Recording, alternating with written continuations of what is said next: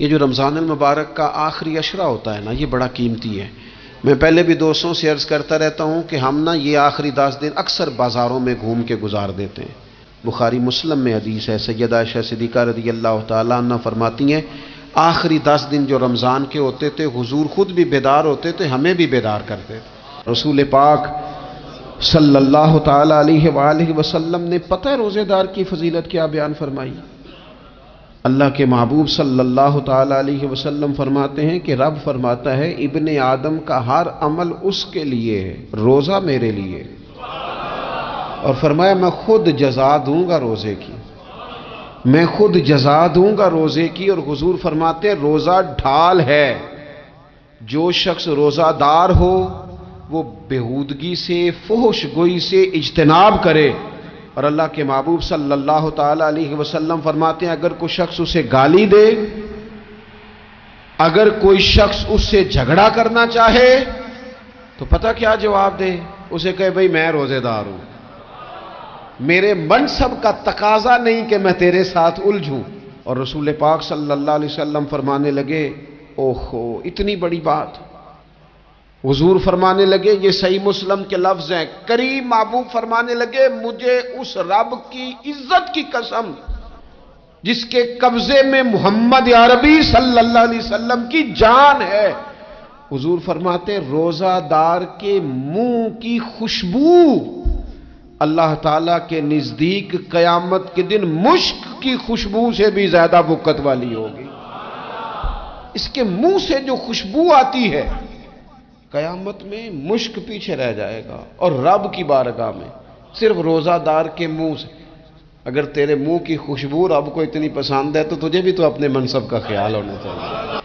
میرے رسول پاک علیہ السلام نے فرمایا روزہ دار کو 2 خوشیاں ملیں گی، ایک خوشی اس وقت ملتی ہے جب وہ افطار کرتا ہے، اور فرمایا ایک خوشی اس وقت ملے گی جب وہ اپنے رب سے ملاقات کرے گا، جب وہ اس سے ملے گا تو اس وقت روزہ دار کو خوشی ہوگی۔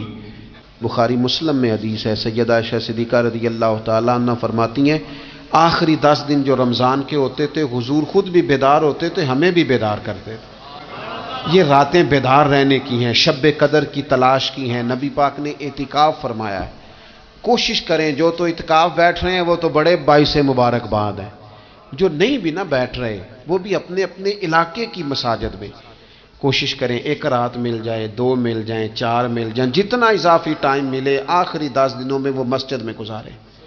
زیادہ سے زیادہ وقت قرآن پاک پڑھیں، استغفار پڑھیں، درود پاک پڑھیں، یہ 3 ہی وظیفے ان کے ساتھ۔ اور رات کا وقت کوشش کریں قیام میں گزرے، نوافل میں گزرے، جہاں جہاں بھی آپ اس کو ہم نے ضائع نہیں کرنا، تو جہاں موقع ملے کوشش فرمائیں یہ وقت ضائع کرنے والا نہیں ہے۔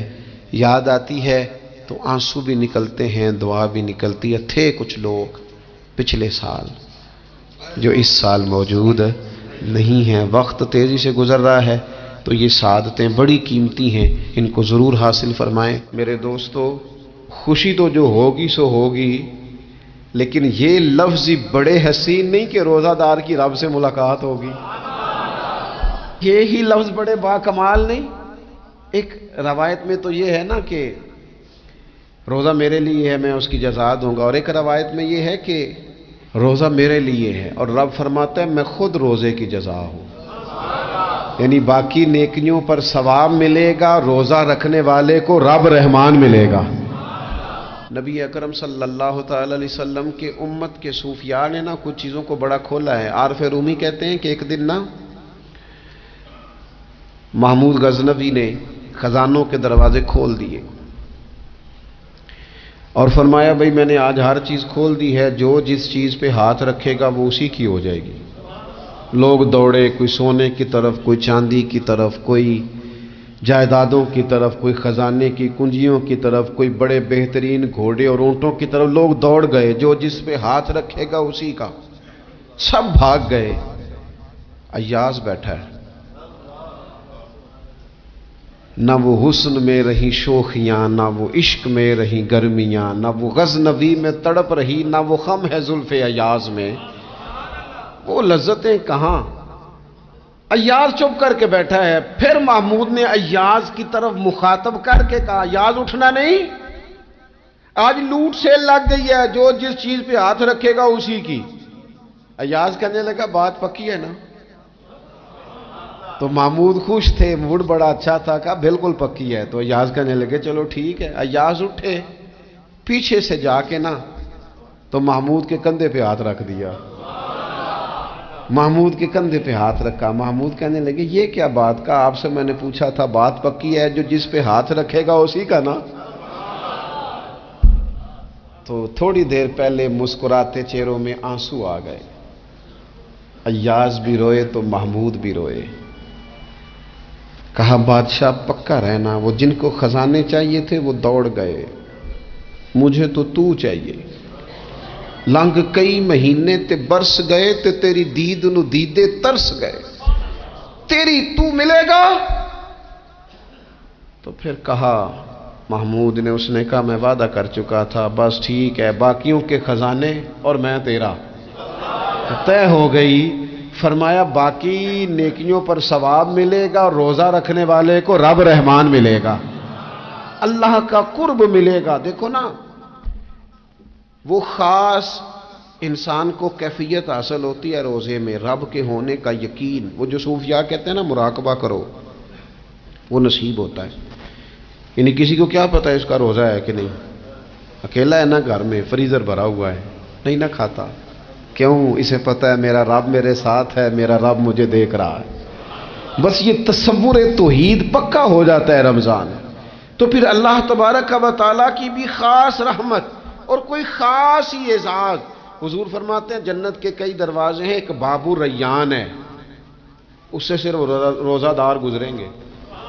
آواز ہوگا روزے والے آ جاؤ، وہ آ جائیں گے، فرمایا اس خاص دروازے سے گزرو۔ جب گزر جائیں گے تو فرمایا بند کر دو بھئی، اور کوئی نہیں گزرے گا یہاں سے، دروازہ ہی مخصوص ہے، ان کا اعزاز ہی ذرا زیادہ ہے۔ تو میرے عزیز رمضان شریف کے اندر وہ منصب کا بس خیال رکھیں کہ میں روزہ دار ہوں، اس احتیاط کے ساتھ۔ اور دوسری جو رمضان کی چند عبادات ہیں نا، سب سے پہلی تو میں عرض کروں گا تراویح کے حوالے سے۔ یہ بات یاد رکھ لیں کہ نبی پاک علیہ الصلوۃ والسلام نے فرمایا جس نے ایمان اور احتساب کی نیت کے ساتھ رمضان میں قیام کیا، اللہ اس کے پچھلے سارے گناہوں کو معاف فرما دے گا۔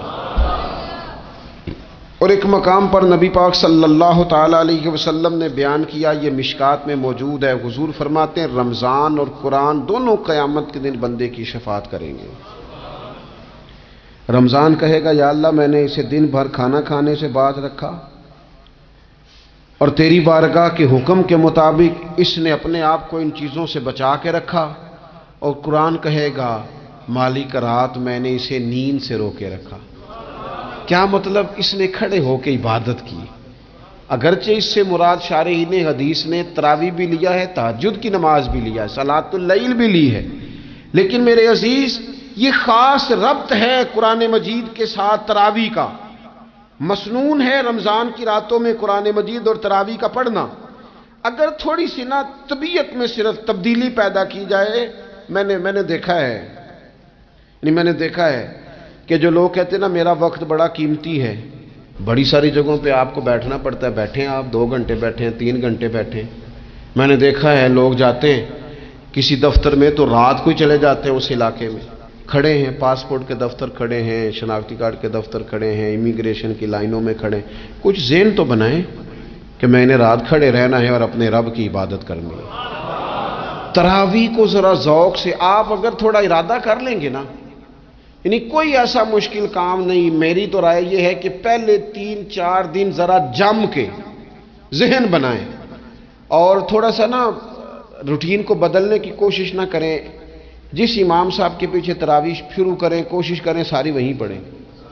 روٹین بدلنے سے بھی سستی آتی ہے، ایک دن یہاں گئے، 2 دن وہاں گئے، تو یہ روٹین بدلنے سے بھی بعض اوقات سستی آتی ہے۔ کوشش کریں ایک جگہ پہ قرآن شریف سننا شروع کریں اور پھر پورا قرآن مجید وہیں پہ سنیں، اور تھوڑا ذہن بنائیں۔ میں نے دیکھا ہے ہمارے استاد صاحب اس طرح کیا کرتے تھے کہ بہت تھوڑا کھانا افطاری کے وقت، تھوڑا، اور ان سے کہا جاتا آپ بزرگ آدمی ہیں، اتنا کم کھانا کیسے نظام چلے گا؟ تو فرماتے تھے میں 1 چپاتی اور آدھی چپاتی کھا لوں گا لیکن تراویح کے بعد۔ اب اگر زیادہ کھانا کھاؤں گا تو طبیعت میں سستی آئے گی، میرے لیے کھڑا ہونا مشکل ہو جائے، سادہ سا کھانے کے ساتھ افطاری کی جائے گی۔ اور تراویح کے لیے اپنے آپ کو ذہنی کہاں ٹائم ملتا ہے سارا سال قرآن پڑھنے سننے کا، یہ تو اللہ نے موقع عطا فرمایا ہے۔ تو تھوڑا سا اگر دلچسپی پیدا کی جائے، بڑا بڑا سونا قرآن مجید پڑھا جاتا ہے مساجد میں، بچے بڑی بڑی خوبصورتی سے، تو اللہ کا شکر ہے جگہ جگہ پہ۔ اور مساجد کے علاوہ بھی میں نے دیکھا ہے، ہم سے لوگ مطالبہ کرتے ہیں کہ ہماری فیکٹری میں رات کو بھی کام ہوتا ہے، اتنے سارے ورکر ہیں تو بچہ کوئی مل جائے قرآن شریف سنائے، فلانی جگہ بھی اتنے لوگ ہیں تو اگر موقع مل جائے، تو اگر تھوڑا ذہن بنایا جائے، شوق پیدا کیا جائے تو اللہ تعالیٰ فضل فرماتا ہے، انسان کو طاقت ملتی ہے کھڑے رہنے کی۔ ایک تو تراویح، روزہ، تراویح، اور تیسری بات ہے سحر اور افطار۔ یہ جو سحری اور افطار، یہودی جو تھے نا وہ سحری نہیں کرتے تھے، سحری کا نام و نشان نہیں تھا، روزہ رکھتے سحری نہیں کرتے۔ تو نبی پاک صلی اللہ تعالی علیہ وسلم نے فرمایا ہمارے اور یہودیوں کے درمیان فرق ہی سحری کا ہے، اور نبی پاک صلی اللہ تعالی علیہ وآلہ وسلم نے فرمایا سحری کھایا کرو، سحری کھانے میں برکت ہے۔ اور اگلی بات سننی آپ نے تو خوش ہو جانا ہے، سحری کو معمولی نہ سمجھے، سحری کرنا عبادت ہے۔ ہاں آپ مت سمجھیں کہ میں روٹی کھا رہا ہوں، یہ تو میرے سامنے دہی رکھا ہوا ہے، یہ تو سالن رکھا ہوا ہے، یہ تو اچار رکھا ہے، تو چپاتیاں رکھی ہیں۔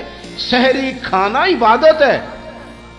آپ صبح اٹھے، آپ کی تو روٹین ہی اور تھی، تو 7 بجے کھاتے تھے، 9 بجے کھاتے تھے۔ یہ جو آپ صبح کھا رہے ہیں اٹھ کے سحری میں، اپنی مرضی سے تھوڑی کھا رہے ہیں، یہ تو کسی کے کہنے سے کھا رہے ہیں، یہ تو کسی کے بٹھائے بیٹھے ہیں۔ یہ جو سحری کا لنگر ہے یہ رب رسول کی رحمت کے ساتھ عطا ہوتا ہے، یہ کرم ہے، یہ اللہ رسول کے بٹھائے بیٹھے۔ کیا میرے رسول پاک صلی اللہ تعالی علیہ وآلہ وسلم نے بات کھولی ہے، ترغیب و ترہیب میں حدیث ہے، اللہ کرے یہ کبھی چسکا لگ جائے، یہ والا مزہ آ جائے، تو پھر تو گھر میں دسترخوان نہیں بچھا ہوا ہوگا، پھر تو رنگ ہی کوئی اور ہوگا۔ حضور فرماتے ہیں اللہ تعالی اور اس کے فرشتے سحری کھانے والوں پر رحمتوں کا نزول فرماتے ہیں۔ کھائی روٹی جا رہی ہے، پکا ہوا کھانا ہے، لیکن حضور فرماتے ہیں رب بھی رحمتیں فرما رہا ہے، اور اللہ کے حکم سے فرشتے بھی رحمتوں کا نزول کر رہے ہیں۔ ایک رمضان المبارک وہ عزت اور عظمت والا مہینہ ہے جس کا تعارف کسی عام آدمی نے نہیں، رب کریم کے قرآن نے بیان فرمایا ہے اور میرے مصطفیٰ کریم کی زبان اطہر نے بیان فرمایا ہے۔ لیکن آنے سے پہلے بخاری مسلم میں حدیث ہے، حضرت سلمان فارسی رضی اللہ تعالیٰ عنہ کہتے ہیں رمضان شروع ہونے سے پہلے نبی پاک نے ہمیں مسجد میں بلایا اور خطبہ ارشاد فرمایا باقاعدہ، اور ارشاد فرمایا لوگو تم پر ایک مہینہ آنے والا ہے جس میں اللہ اپنے بندوں پر خاص قسم کی رحمتوں کا نزول فرماتا ہے۔ خود رسول پاک نے ہمیں کس قدر زیادہ اس مہینے کا اکرام کرنا ہے اور کس قدر زیادہ اس کو اہمیت دینی ہے اور کس قدر زیادہ ہمارے لیے وہ باعث عظمت ہے کہ جس مہینے کے فضائل خود رسول پاک علیہ السلام نے بیان فرمائے، اور نبی پاک صلی اللہ علیہ وسلم نے فرمایا کہ اس مہینے میں تم نفل پڑھو گے تو اللہ فرض کے برابر ثواب عطا فرمائے۔ حضرت انس بن مالک رضی اللہ تعالیٰ عنہ فرماتے ہیں جب نبی پاک علیہ السلام نے رمضان کی شان بیان کی تو صحابہ کا یہ مزاج بن گیا کہ وہ اپنے سارے کام رمضان سے پہلے سمیٹ لیتے تھے، رمضان شریف سے پہلے سارے کام سمیٹ لیتے، لینے دینے کے معاملات صاف کر لیتے، خریداری ہو جاتی، گھر کے اندر کوئی کام کرانا ہوتا تو وہ رمضان سے قبل کرا لیتے، یکم رمضان کو وہ مسجدوں میں ڈیرے لگا لیا کرتے، وہ کہتے تھے نیکیاں جمع کرنے کے ایام۔ سب سے مصروف ترین زندگی ہمارے نبی پاک صلی اللہ علیہ وسلم کی زندگی ہے۔ 23 سالوں میں نبی پاک علیہ السلام نے 2300 سالوں سے بھی زیادہ کام کیا، بڑا مصروف وقت تھا حضور کا، بڑا مصروف۔ ہمارے یہاں نا میں ایک جگہ پہ حاضر تھا تو ایک بزرگ تقریر فرما رہے تھے، وہ کہہ رہے تھے اب خانقاہوں میں جو اللہ اللہ ہو رہی ہے وہ چھوڑ کے باہر نکلو، اب میدان میں نکلنے کا دور ہے۔ تقریر ختم ہوئی تو میں نے کہا حضرت ناراض نہ ہوئیے گا، ویسے کون سی خانقاہ میں اللہ اللہ ہو رہی ہے جہاں سے آپ باہر نکال رہے، تو دور ہی گزر گیا اللہ اللہ کرنے کا۔